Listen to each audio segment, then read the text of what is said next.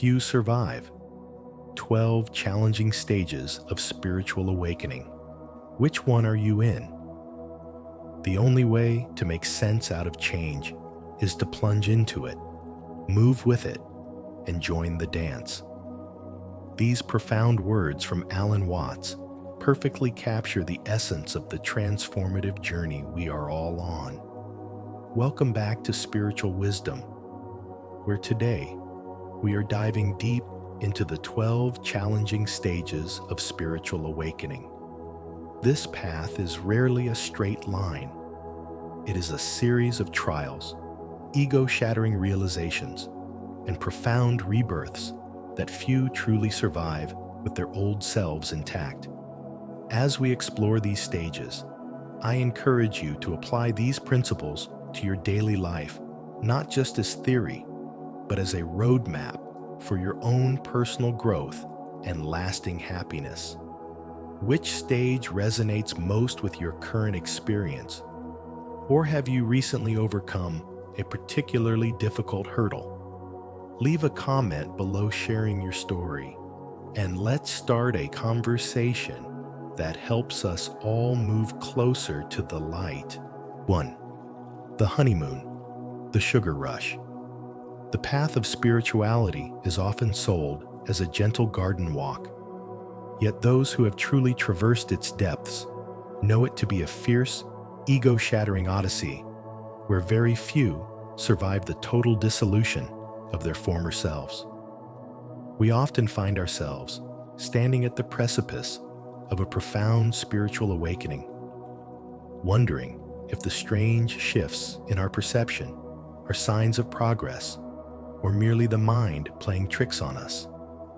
But to understand the destination, we must first map the arduous terrain of the soul. Alan Watts once famously suggested that the secret of life is to die before you die, and find that there is no death, a sentiment that perfectly encapsulates the first, most intoxicating phase of this transformation, known as the honeymoon, or the sugar rush. This initial stage is a brief, breathtaking glimpse into unified awareness, where the heavy veil of the ego suddenly thins and the world is washed in a light that seems both ancient and entirely new. During this one moment of grace, you might feel as though you have finally arrived, experiencing a sense of being chosen or uniquely enlightened, as if the universe has whispered a secret intended only for your ears. It is like the first bite of a ripe fruit. The sweetness is overwhelming and immediate, filling your senses with a clarity that makes your previous life seem like a dull, gray shadow.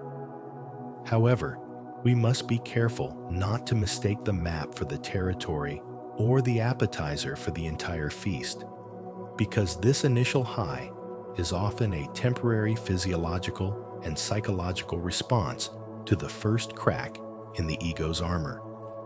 While it feels like the ultimate arrival, this sugar rush is merely a glimpse of what is possible, a recruitment tool used by the higher self to pull you onto a path that will soon become far more demanding.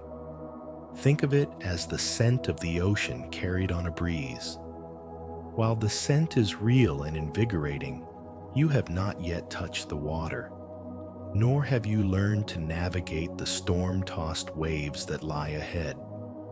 Transitioning from this state of bliss into the deeper work requires a sobering realization. The honeymoon is a gift, but it is not the goal. As Watts reminded us, the ego is a social institution and a clever illusion, and it will often use this very enlightenment to build a new, more spiritualized mask to hide behind. This stage is seductive because it provides all the rewards of spirituality without the sacrifice. Yet it is only by moving through this intoxicating vapor that we can begin the actual labor of dismantling the self. This initial spark is meant to ignite the fire of curiosity, but a fire cannot live on sparks alone. It requires the heavy logs of discipline, shadow work, and the eventual surrender of that very feeling of being special.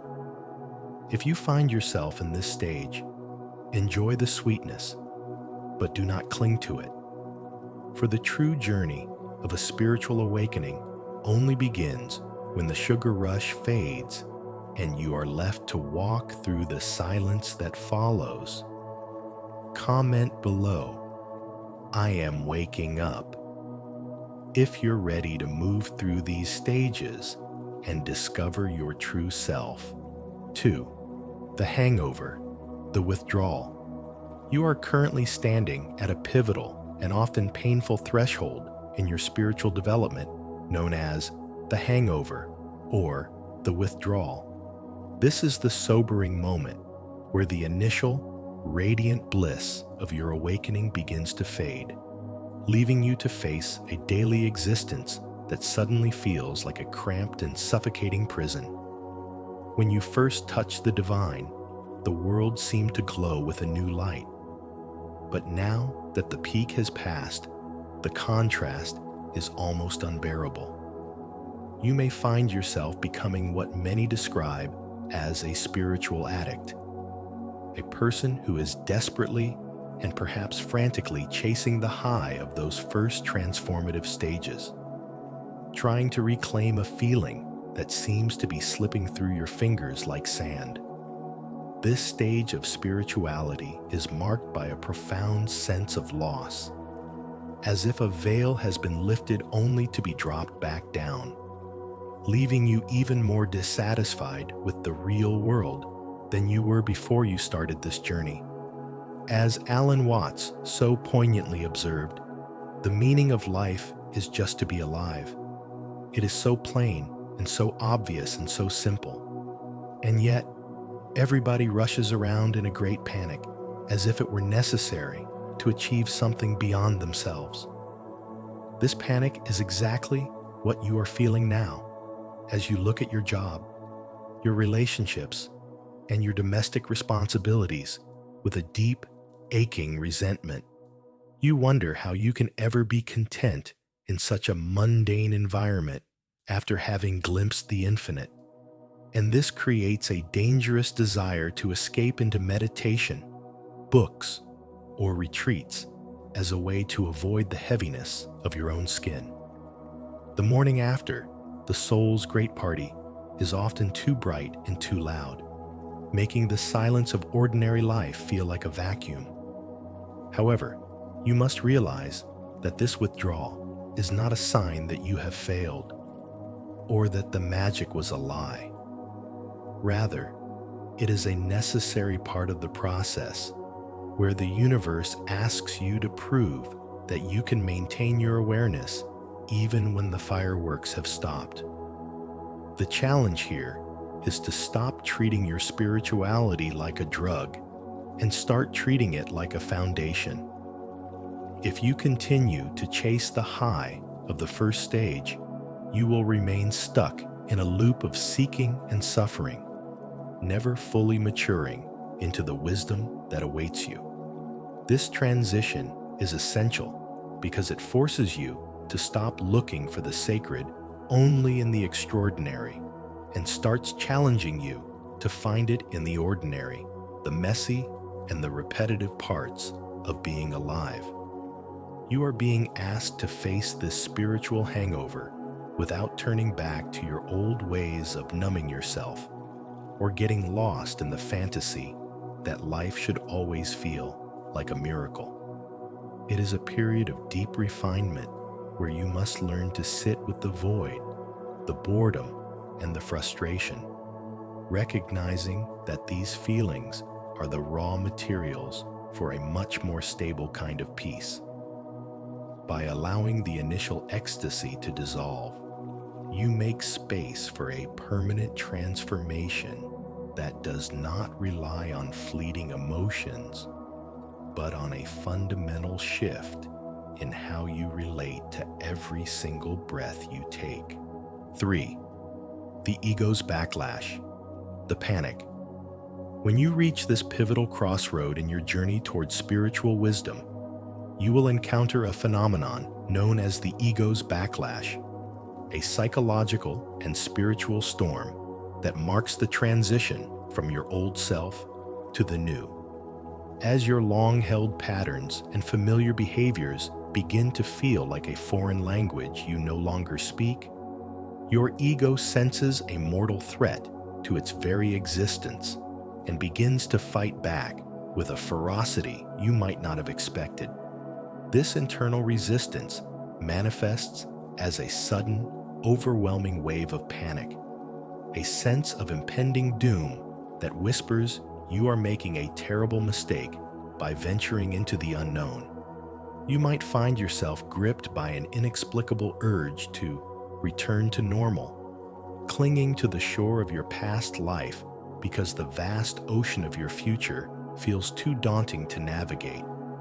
As the philosopher Alan Watts so brilliantly observed, the ego is nothing other than the focus of conscious attention. And when you shift that focus toward your true essence, the ego perceives this withdrawal of energy as its own death. It is at this exact moment that the ego deploys its most potent weapons: doubt, fear, and the frantic desire for safety. You must realize that this discomfort is not a signal that you are lost, but rather a confirmation that you are breaking free from a cage you have inhabited for decades. This stage of the 12 challenging stages of spiritual awakening is designed to test your resolve, forcing you to choose between the comfortable stagnation of the past and the terrifying expansion of the present.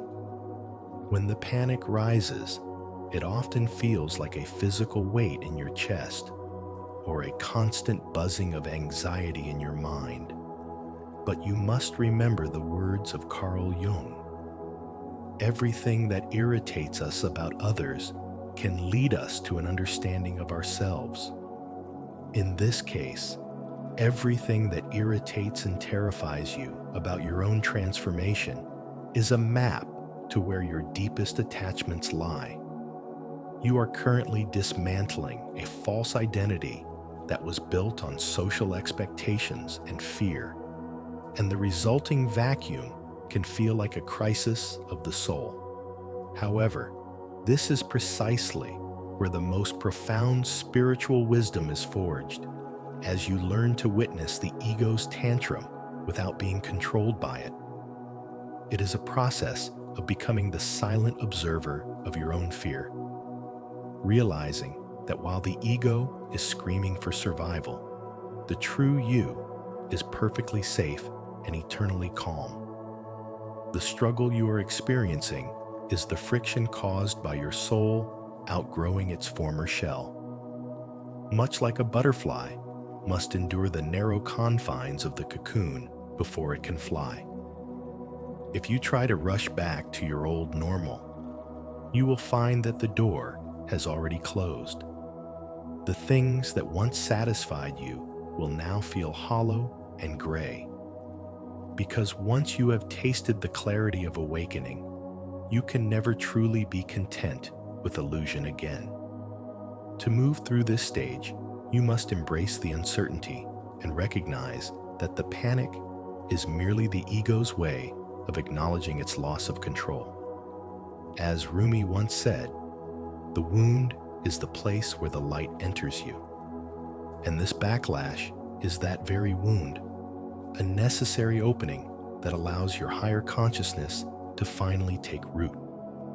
By staying present with the fear, rather than running from it, you strip the ego of its power and transform the energy of panic into the energy of presence. This is the narrow path that few survive because it requires the courage to let go of the only identity you have ever known, trusting that something far more beautiful and authentic is waiting to take its place. If you feel the ego's resistance and are ready to let go, say these words with me. I am not the ego. I am the flow of life itself. I accept this stage of my journey with an open heart. 4. The dark night of the soul, the winter. In the profound journey of spirituality, there exists a threshold so daunting and desolate that it is often whispered about as the dark night of the soul, a phase representing the ultimate existential winter. This stage is not merely a bout of temporary sadness, but a fundamental stripping away of the ego's armor, where the comfortable scaffolding of your identity collapses and leaves you standing naked in an infinite silent void. Imagine, if you will, the onset of this period as the arrival of a relentless biting frost that freezes the very rivers of your inner life, turning a once vibrant world into a stark, monochromatic landscape of gray. During this time, the tools you once relied upon for comfort, the heartfelt prayers that used to bring peace, or the quiet moments of meditation that once offered clarity, suddenly feel hollow and useless, like trying to strike a match in a torrential downpour. To sit in silence during this phase is to experience meditation as a form of subtle torment. It no longer provides an escape into bliss, but instead forces you to look directly into the eyes of a crushing, perceived emptiness. As you navigate this internal wasteland, a sense of being completely abandoned by the universe begins to take hold, making you feel as though the great architect has walked away from the drafting table, leaving you to drift in an unguided vacuum. Alan Watts often reminded us that you cannot truly find your real self until you have completely lost the you that you thought you were. And this stage of spiritual awakening is the precise mechanism that facilitates that loss. It is the period where the socially prescribed persona with a name, a career, and a set of rigid beliefs begins to dissolve like a sugar cube in a cup of hot tea. This dissolution is terrifying because it removes the binary of me versus the world, leaving you in a state of absolute isolation where no external voice answers your call. However, this silence is a necessary crucible. As long as you feel protected by a predictable ego or a transactional deity, you are not yet free to discover the groundless ground of your own being. Moving through this icy realization is perhaps the most difficult maneuver a human soul can perform, requiring a transition from seeking light to becoming comfortable in the total absence of it. When you reach the point where you realize that no amount of intellectualizing, chanting, or frantic searching will save you from the void, you are finally standing at the edge of the great abyss. It is only when you stop trying to bridge that gap with your own desperate efforts that the transformation truly begins. To survive this existential winter, one must master the art of letting go. In the most radical sense, not letting go of your possessions, but letting go of the one who thinks they possess them. This stage serves as the ultimate test of spiritual endurance, demanding that you remain still in the darkness without reaching for a flashlight, trusting that the dawn is not something you manufacture, but a natural inevitability. Ultimately, you come to understand that the hollow ache in your chest is not a sign of failure, but the clearing of a space, a prerequisite for a more authentic and radiant version of spirituality to eventually take root. 5. Spiritual ego, the most dangerous trap. When you begin to walk the path of spirituality, you might encounter a subtle and incredibly deceptive barrier known as the spiritual ego, which many ancient wisdom traditions consider to be the most dangerous trap in your entire journey of spiritual development. It is at this stage where the ego, sensing its own displacement, begins to dress up in spiritual clothing, masquerading as enlightenment, while actually strengthening its grip on your identity through a refined sense of self-importance. You might start to feel a lingering sense of superiority over those who haven't yet awakened, perhaps catching yourself using complex spiritual jargon to explain simple truths, or believing deep down that you have finally arrived at the destination. In this state, you unknowingly become a prisoner of your own insights, turning the very tools meant for your liberation into a new set of golden chains that keep you separated from the rest of the world. Alan Watts often reminded us that the ego is a social fiction for which one at times pays a very high price. And here, that price is the loss of genuine humility and connection to the present moment.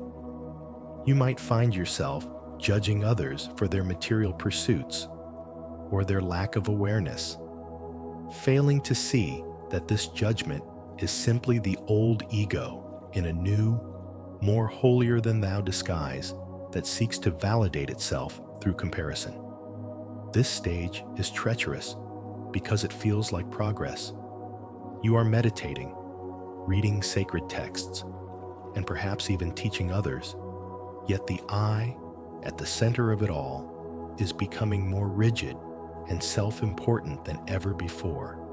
True spiritual development requires you to see through this masquerade and realize that any sense of being more evolved than another person is actually a sign that you have drifted away from the truth of oneness. To move past this, you must cultivate a radical honesty with yourself, acknowledging when you are using your knowledge as a shield or a pedestal rather than a bridge to deeper understanding. It involves a process of unlearning and stripping away the labels, even the spiritual ones, until you are left with the raw, unfiltered experience of being without the need for an audience or external validation. When you stop trying to be a spiritual person and simply allow yourself to be a human being integrated with the flow of the universe, the trap begins to lose its power over your consciousness. As you navigate this stage, remain vigilant of the desire to be right or to be seen as wise, because the moment you think you have mastered the mystery of life is the exact moment you have lost touch with its living essence. Remember that the goal of this awakening is not to build a better, more enlightened version of yourself to show off to the world, but to realize that the separate self you are trying to improve was an illusion from the start. By staying grounded in the present and maintaining the beginner's mind, you can slip through the narrow gate of the spiritual ego and continue into the deeper, more authentic stages of your transformation. Eventually, the need for recognition fades, and a quiet, profound compassion for all living things takes its place, allowing you to move through the world with a light heart and an open mind. This shift marks the transition from performing spirituality to actually embodying it, where your presence speaks louder than any jargon ever could, and your connection to the divine is no longer a possession to be guarded, but a reality to be shared. Don't fall into the trap of the spiritual ego. Subscribe and hit the bell for more Alan Watts wisdom to guide your awakening. Let's build a conscious community together. Type "I choose growth over ego" in the comments below. 6. The Great Loneliness, the Exile. If you have recently found yourself standing in the middle of a crowded room, feeling like an absolute stranger to the world you once called home, you have likely entered the profound and unsettling stage known as the Great Loneliness or the Exile. This is a pivotal moment in your journey where the spiritual wisdom you are beginning to cultivate starts to act as a double-edged sword, cutting away the illusions of your past while leaving you momentarily adrift in a silent void. You look at the people around you, your friends, your colleagues, and even your family, and suddenly see the invisible scripts they are following and the social games they play just to feel secure. Yet you find that you can no longer join in the performance. It is a state of being in the world, but not of it. A concept that many seekers throughout history have described as the most challenging bridge to cross because you have lost your old sense of belonging before establishing a new foundation. This sense of exile is not merely a physical isolation. It is a deep, metaphysical hunger for a truth that the normal world can no longer provide. And as Alan Watts so eloquently reminded us, the only way to make sense out of change is to plunge into it, move with it, and join the dance.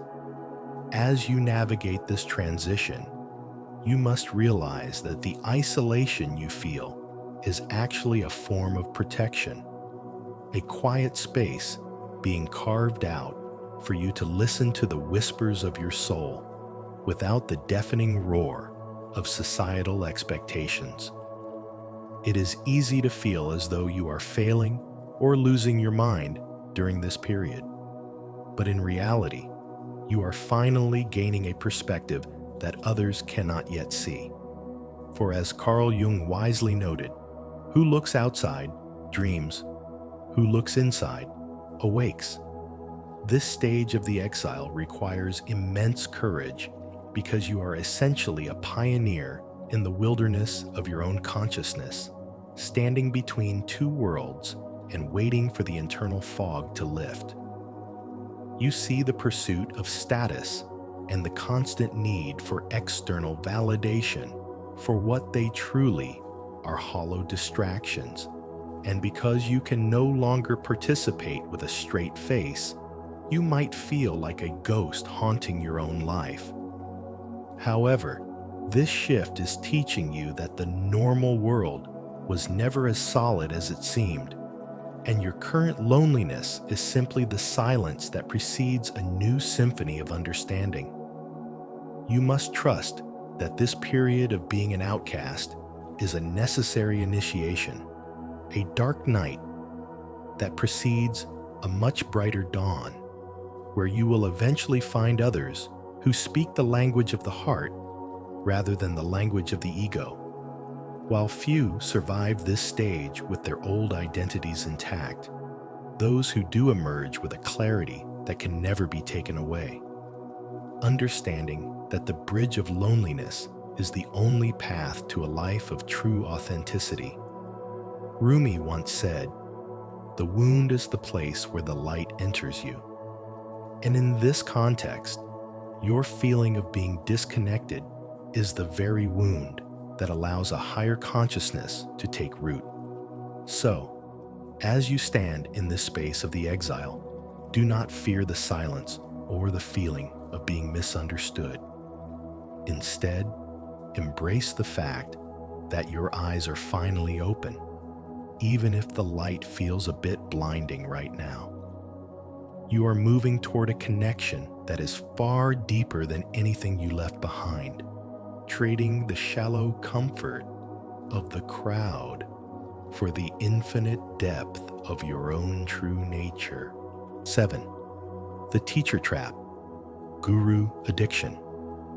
In the profound and often turbulent journey of spirituality, there exists a seductive detour known as the teacher trap, a stage where the seeker's desperation for clarity leads to the dangerous surrender of personal authority. Imagine a person lost in a dark, unfamiliar forest, so paralyzed by the shadows that they cling to the first person who claims to have a map.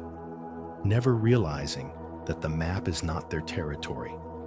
This guru addiction begins when the weight of the unknown becomes unbearable, prompting the ego to seek refuge in a charismatic leader who promises a shortcut to enlightenment. As Alan Watts masterfully observed, a true teacher is like a finger pointing at the moon. However, the tragedy of this stage is that the student often becomes obsessed with the finger, kissing it and worshiping it, while completely missing the celestial glory it was meant to reveal. This dependency creates a spiritual bottleneck because the moment you make someone else your absolute authority, the authentic process of spiritual awakening stops, replaced by a hollow imitation of someone else's realization. The trap is reinforced by the comforting illusion of progress, where following rules and absorbing dogmas feels like growth, yet it is actually a form of sophisticated stagnation. To expand on this, consider that true wisdom cannot be transferred like a physical object. It must be sparked within the individual's own experience. When you outsource your soul's autonomy to a guru, you are essentially like a musician who refuses to play their own instrument, preferring instead to watch a master play and believing that the observation alone makes them a virtuoso. This stage is a test of spiritual maturity, challenging the seeker to recognize that no external figure, no matter how enlightened they may seem, can breathe for them or experience the divine on their behalf. Transitioning out of this dependency requires a radical and often painful reclamation of power, as the seeker must come to terms with the fact that their idol is merely a human mirror reflecting their own latent potential. As you navigate this challenging phase, you begin to understand that the guru's ultimate role is to make themselves redundant, pushing the student back into the mystery of their own existence. Alan Watts often used the metaphor of a person trying to see their own eyes. You cannot see them directly, but you know they are there because you can see. In the same way, you cannot find your own spirit by looking through the lens of another person's instructions. The transition from follower to self-realized being occurs when you stop seeking a savior and start trusting the silence of your own heart. This shift is essential because a spirituality that relies on a mediator is not true freedom. It is simply a change of masters. By shattering the pedestal of the teacher, you finally bridge the gap between yourself and the universe, discovering that the authority you once sought in the voice of another was, in fact, the quiet whisper of your own inner wisdom waiting to be claimed. Do you believe the truth is already inside you? If so, claim it below. I am the seeker and the source. 8. The collapse of meaning, the void. When you reach the stage known as the collapse of meaning, you enter a profound state of empty neutrality that serves as a pivotal crossroads in your journey of spirituality and spiritual development. It is a disorienting experience where the world around you loses its luster, and the pursuits that once drove you, success, status, and even personal joy, suddenly feel hollow and insignificant. You find yourself standing in the void, a space where neither joy nor suffering seems to have a grip on your heart, leaving you in a quiet stillness that feels like a suspension of time itself. You aren't necessarily falling into the depths of depression. Rather, you are experiencing a thinning of the veil, where you are simply absent from the life you used to lead. As Alan Watts once suggested, the only way to make sense out of change is to plunge into it, move with it, and join the dance. Yet at this moment, the music has stopped, and you are left standing in the center of a silent ballroom. This stage is not an end, but a radical clearing of the internal landscape, stripping away the social conditioning and ego-driven narratives that have defined your existence since birth. The weightlessness of this void can be terrifying because it challenges your very sense of self, making you feel like a ghost inhabiting a body that continues to perform routine tasks without a driver at the wheel. You look at the structures of your daily life and realize they are merely props in a play that no longer interests you, yet you feel no immediate urge to tear them down or replace them. This period of spiritual development is often described as a state of nothingness, which is not a lack of existence, but a presence of pure, unadulterated potential that hasn't yet taken shape. It is as if you are the space between the notes of a song, essential yet invisible, waiting for a new melody to emerge from the silence of your soul.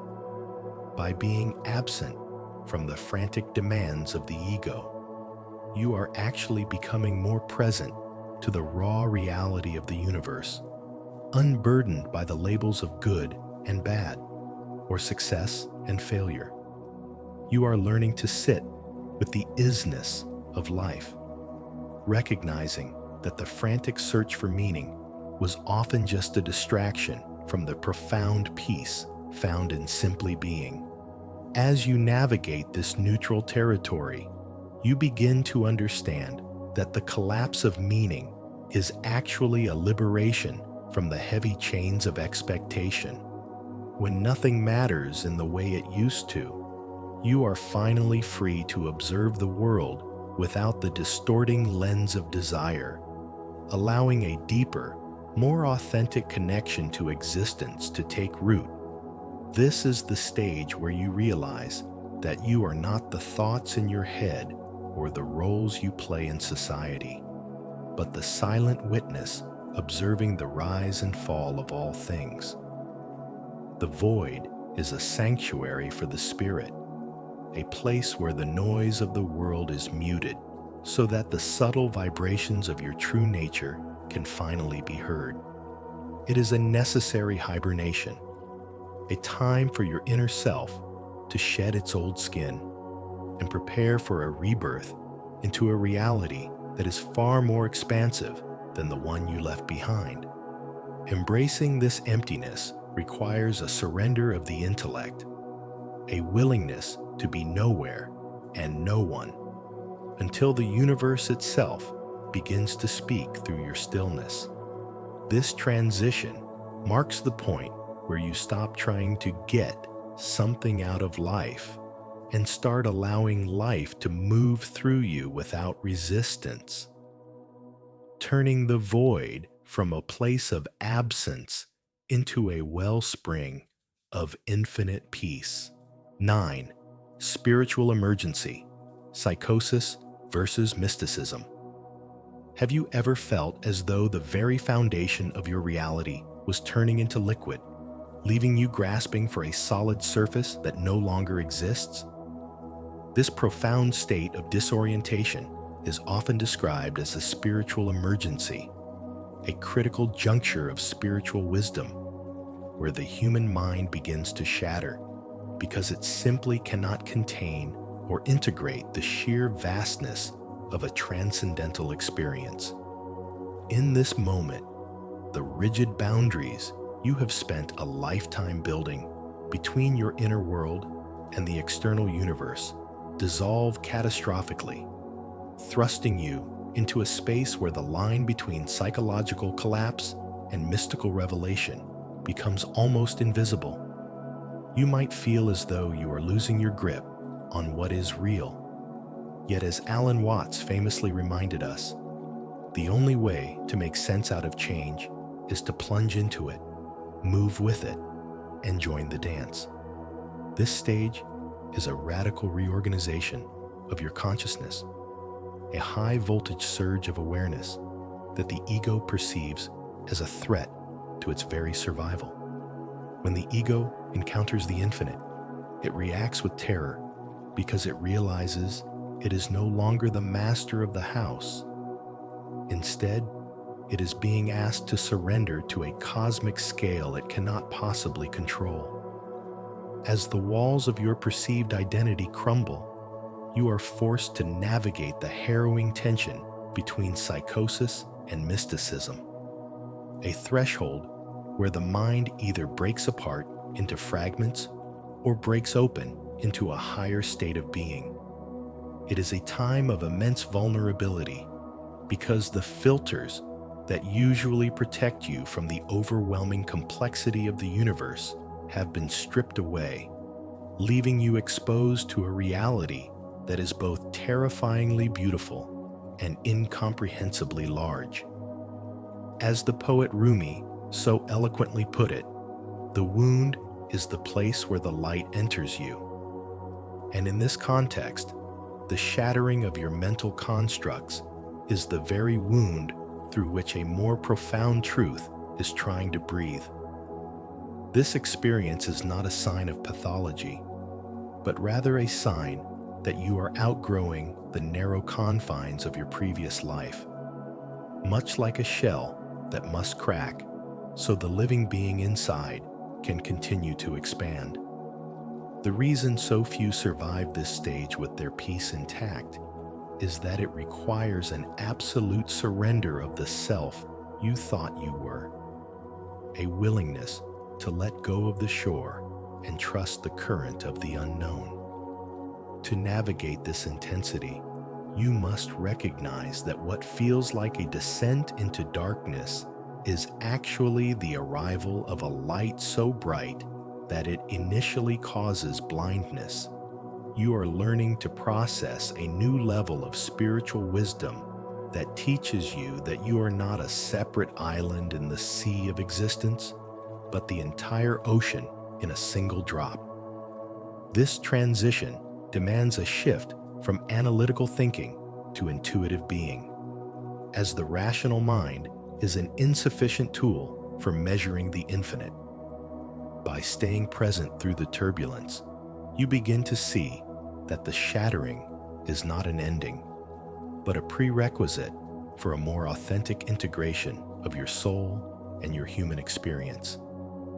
You are moving beyond the dualistic labels of me versus the world and entering a unified field of awareness where the catastrophe of the old self becomes the birth of the new. This is the ultimate test of the spiritual path, where the courage to face your own dissolution becomes the very key that unlocks a life of true freedom and limitless connection to the source of all things. Don't forget to subscribe for more insights into the stages of awakening and the mystery of the human spirit. 10. The cosmic joke, the laughter. The 12th stage of spiritual awakening is often described by Alan Watts as the cosmic joke, a moment of profound realization where the heavy, somber mask of the seeker finally slips away to reveal a face of pure joy. For years, the individual may have climbed the steep mountains of spirituality, practicing rigorous disciplines and chasing the elusive carrot of enlightenment, only to discover that the finish line was the very place they started. It is the ultimate irony of the human condition. We spend our lives searching for a treasure that we are already sitting upon, much like a person who searches frantically for their car keys while they are already holding them in their hand.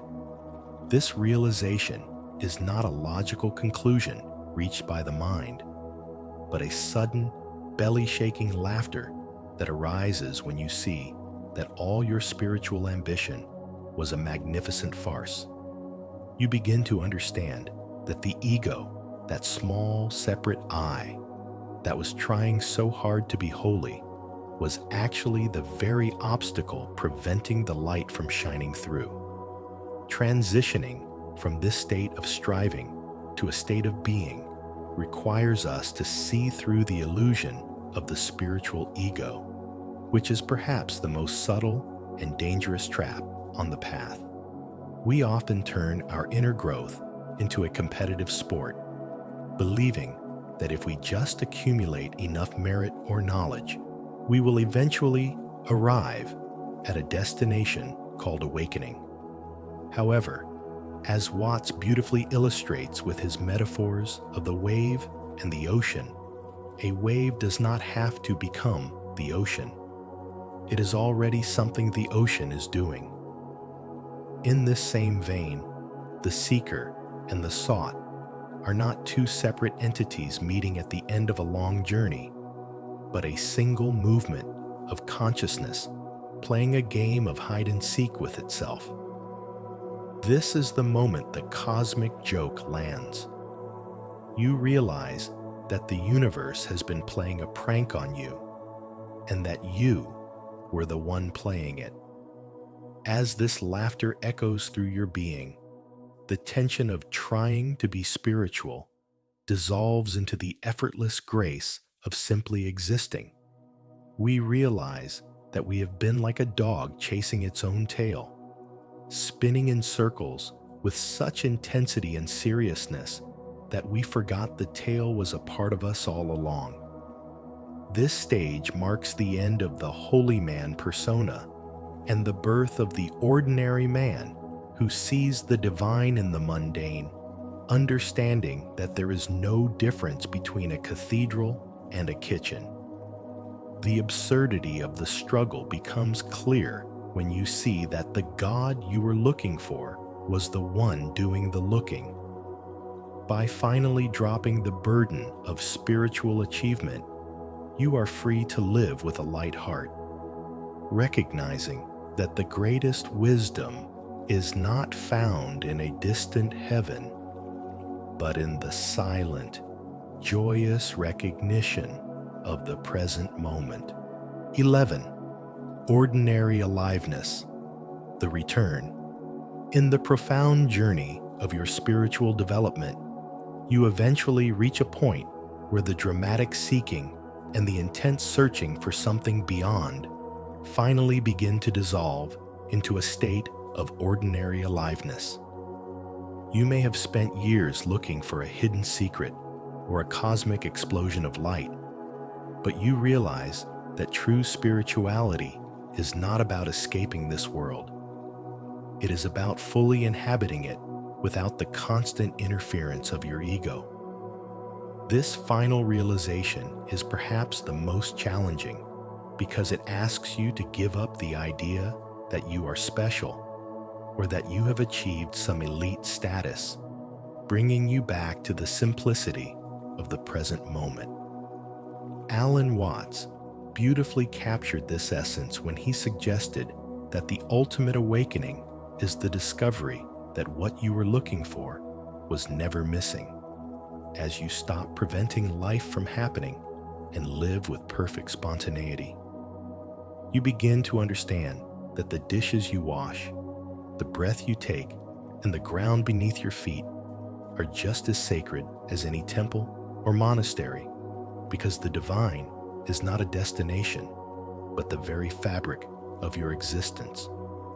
This stage of your growth is characterized by a total lack of resistance, where you no longer fight against the flow of your emotions or the circumstances of your day, but instead move with them like a dancer following a rhythm you have known forever. You find that the extraordinary was merely a mask for the ordinary, and by stripping away your expectations, you uncover a deep, quiet joy that does not depend on external success or internal ecstasy. As you navigate this level of awareness, you notice that the heavy burden of trying to be spiritual starts to fall away, replaced by a natural, unforced grace that allows you to engage with the world more authentically than ever before. You are no longer a seeker. You are the seeking itself, expressed through every word you speak and every silent thought you hold. This transition into ordinary aliveness means that you have finally come home to yourself, recognizing that the peak of the mountain offers the same sky as the valley below, and that your spirituality has led you right back to where you started. Only now, you see it for the very first time. You live with a sense of effortless action, where your choices are no longer born from a place of fear or a need to control, but from a clear, unobstructed connection to the universe. There is a profound freedom in realizing that you do not need to be anyone other than who you are right now. And this acceptance becomes the foundation for a life lived with total presence. You stop looking for the meaning of life and start experiencing the experience of living, finding that the 12 stages are not a ladder to the stars, but a circle back to the earth. By letting go of the need for a special state of consciousness, you enter the highest state of all, the one where you are simply, truly, and beautifully awake to the now that is always here. If you find this content touching your heart, please consider becoming a member to receive more in-depth lessons and direct support from me. 12. Radical humility. Welcome home. In the profound journey of the 12 challenging stages of spiritual awakening, you eventually reach a threshold known as radical humility, a state where the exhausting search for a higher self finally dissolves into the quiet realization of what has always been. You have spent so much time and energy trying to attain something, perhaps believing that enlightenment is a trophy to be won or a distant peak to be climbed. Yet this final stage reveals that the seeker themselves was the only obstacle in the way. As Alan Watts so poignantly observed, the more a person realizes that everything is in a very certain sense a manifestation of the divine, the more he realizes that he is also a manifestation of it.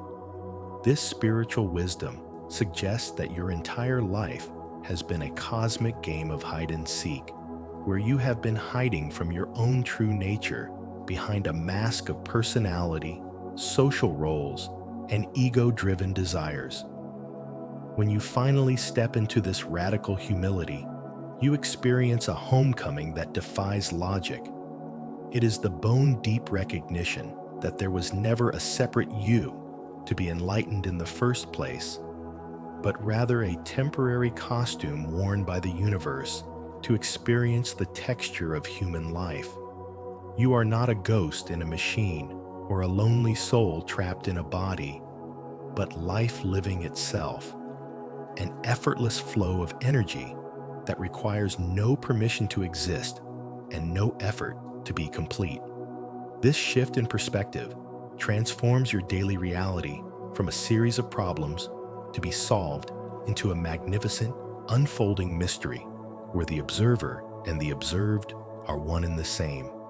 As you shed the heavy layers of your personal identity, you begin to understand the words of Lao Tzu, who taught that when I let go of what I am, I become what I might be. This transition isn't about gaining more knowledge or becoming a superior version of yourself. It is about the total surrender of the illusion of control, allowing the light of pure consciousness to shine through your unique human form without the distortion of the ego's shadow. You find that you no longer need to defend your opinions or validate your existence because you are anchored in the silence that precedes all words and the stillness that underlies all movement. This is the ultimate freedom, the freedom from the me that is always worried about its progress or its place in the world, and in its place, you find a vibrant, dancing presence that is both ancient and brand new in every moment. By embracing this radical humility, you stop trying to navigate the river of existence and realize that you are the river itself, moving toward an ocean that you never truly left. Every breath you take becomes an act of worship, every sight a vision of the sacred, and every heartbeat a reminder that the divine is not something to be found, but the very essence of the one who is looking. In the words of Alan Watts, the only way to make sense out of change is to plunge into it, move with it, and join the dance. Spiritual awakening isn't a linear race to a finish line. It is a profound unfolding of the soul through these 12 challenging stages.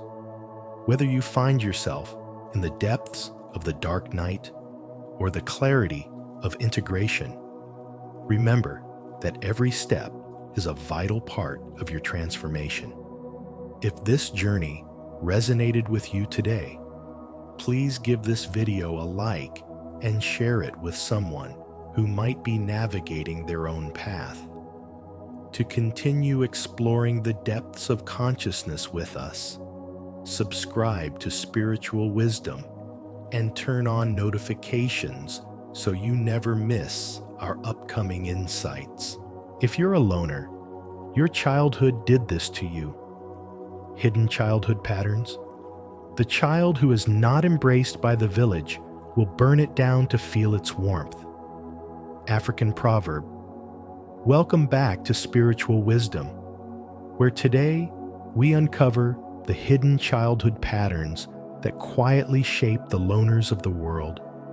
If you've ever wondered why you prefer solitude, why crowds feel draining, or why you grew up carrying emotional responsibilities far too heavy for your young heart, this message is for you. Your independence wasn't an accident. It was a response to your earliest environment, a sign of inner strength formed long before you understood its meaning.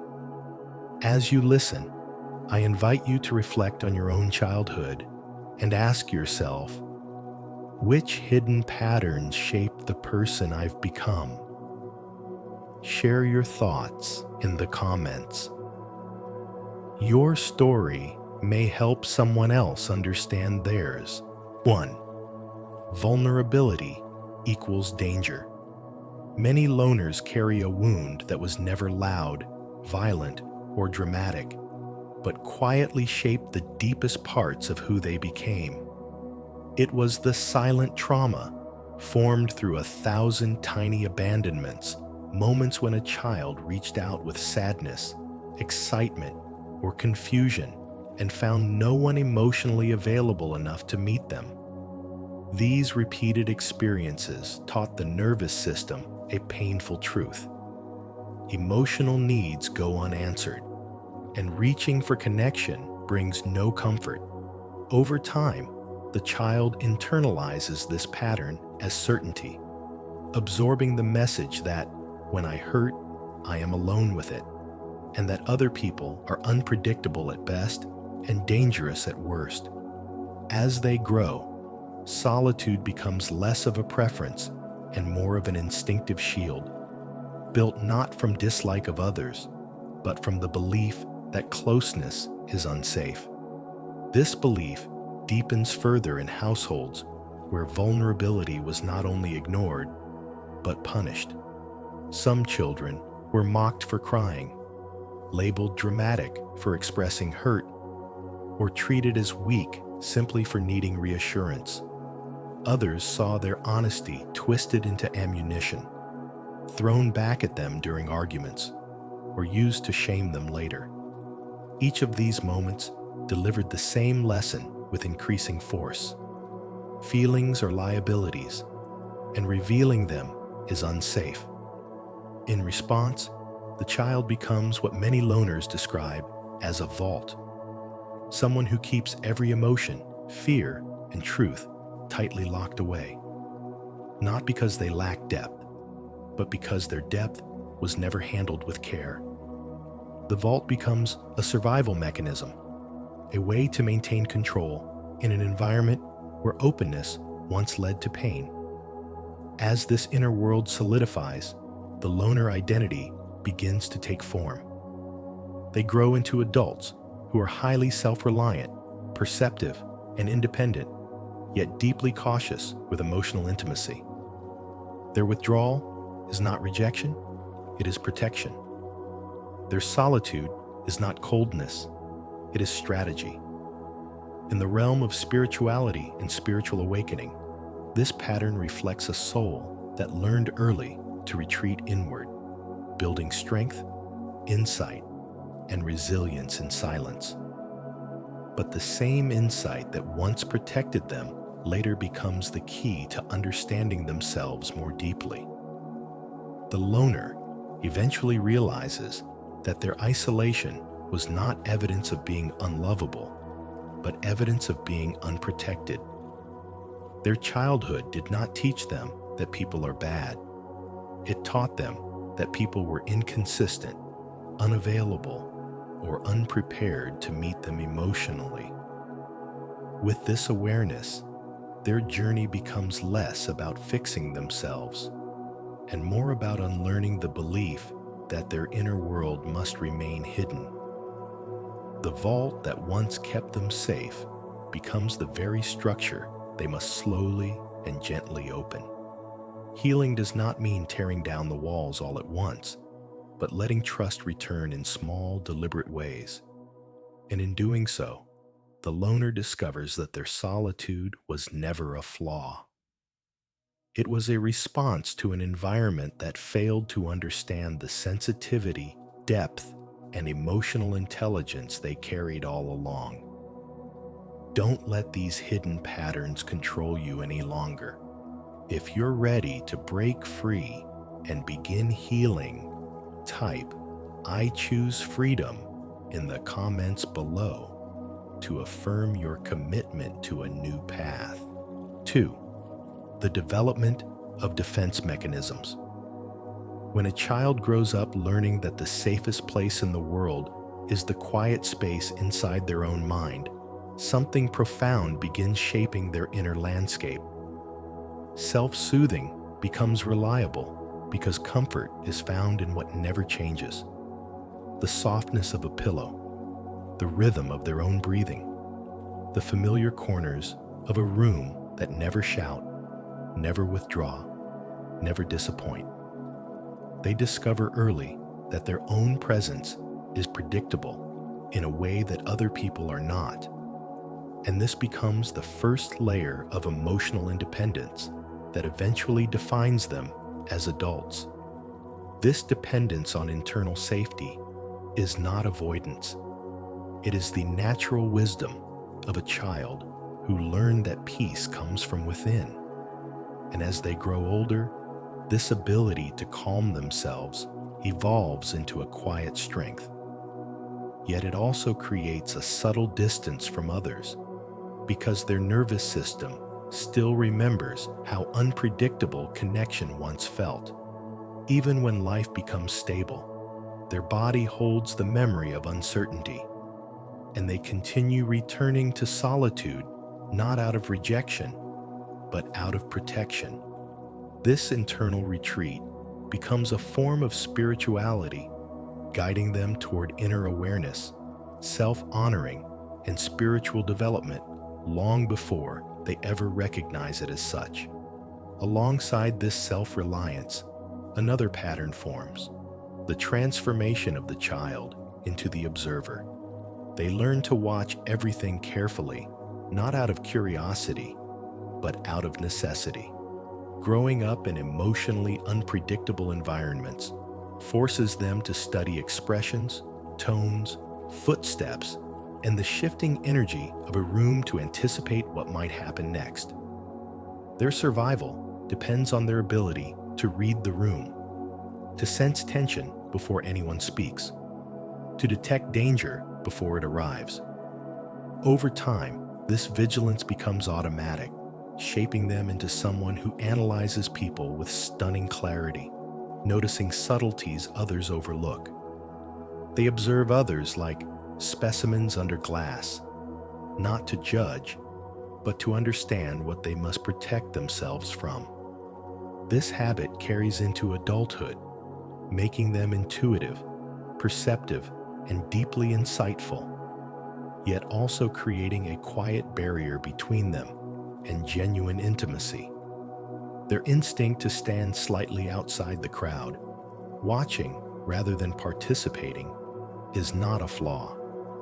It is the residue of a childhood where attention equaled safety. This level of awareness deepens their understanding of human nature, shaping their spirituality through insight, inner truth, and emotional discernment. And then there is the role almost every loner knows by heart, the identity of the easy child, the one who learned not to take up space. They were the low-maintenance, peacekeeping presence in a household that relied on their silence. They softened their voice, quieted their needs, and carried the emotional weight others refused to hold. They learned that the less they asked for, the fewer problems they would cause. And so they folded themselves small to keep the family system stable. This self-shrinking follows them into adulthood, where they become the giver, the fixer, the one who pours effort into relationships, hoping someone will finally meet them halfway. But again and again, they find themselves carrying people who would never carry them, offering emotional labor to those who do not reciprocate. And slowly, this imbalance creates a deep exhaustion. Choosing solitude becomes the moment they finally stop abandoning themselves.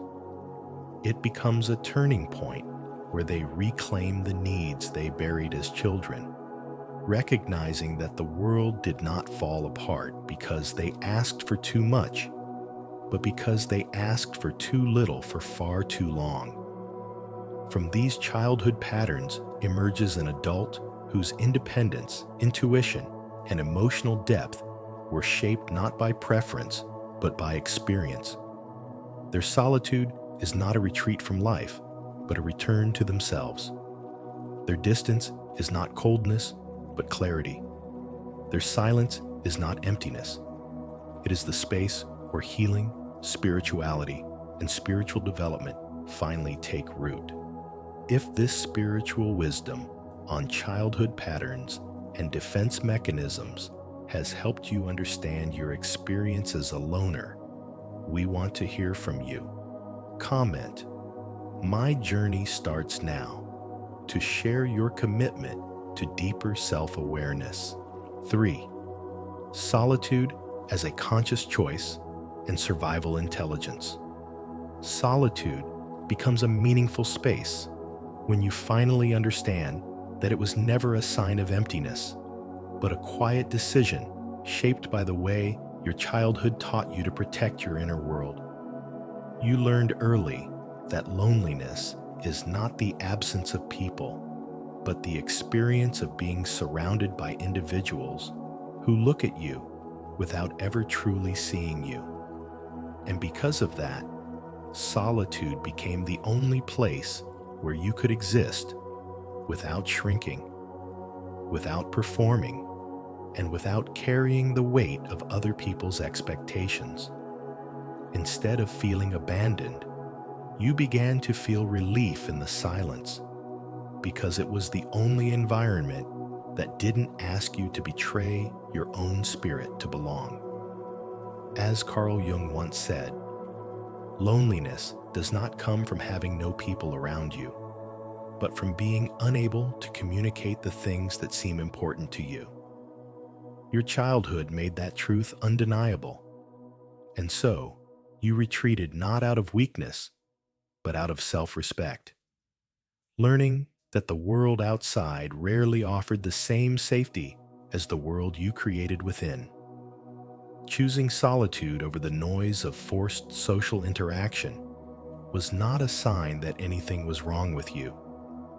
It was evidence that you intuitively understood your own limits and emotional capacity even before you had the language to explain it. You were not missing out. You were opting out. You moved away from environments where your sensitivity was misunderstood, where your thoughts were too deep for shallow conversations, and where your presence was taken for granted. Instead of chasing people who couldn't hold space for you, you chose the predictable peace of your own company, where your energy was not drained, your voice was not minimized, and your inner world was finally allowed to breathe. You discovered that silence could be grounding, that stillness could be empowering, and that being alone could feel far more truthful than pretending to feel comfortable in spaces that felt emotionally unsafe. This pattern, shaped by early experiences, slowly evolved into a profound form of survival intelligence, the kind of inner knowing that cannot be taught, only lived. You learned to rely on yourself because relying on others had too often led to disappointment, inconsistency, or emotional confusion. You learned to listen to your own instincts because they were the only guidance that felt steady. You learned to create your own emotional shelter because the world around you did not provide one. Over time, this self-reliance became a quiet strength, a deep-rooted stability that allowed you to build a life not dependent on validation, attention, or unpredictable relationships. It made you resilient, capable, and whole, not because others supported you, but because you learned how to support yourself. Your childhood shaped a version of you who no longer collapses when people walk away, who no longer fears silence, and who no longer doubts the value of your own presence. Instead, you become someone who understands that solitude is not an escape from the world, but a return to yourself, the place where your clarity sharpens, your intuition strengthens, and your inner power rises without permission. If this message resonated with your journey, make sure to subscribe for more deep dives into spiritual wisdom, childhood patterns, and how to harness your solitude. In the end, remember this: being a loner was never a flaw. It was a pattern shaped by your childhood, a quiet form of survival that later became your strength. The real journey begins when you understand where these patterns came from and choose to transform them into self-awareness, emotional freedom, and inner power. If today's video helped you see yourself with more clarity and compassion, I invite you to continue this journey with us. Please like this video, share it with someone who needs it, subscribe to Spiritual Wisdom, and turn on notifications so you never miss our upcoming insights. Your growth matters, and you're not walking this path alone.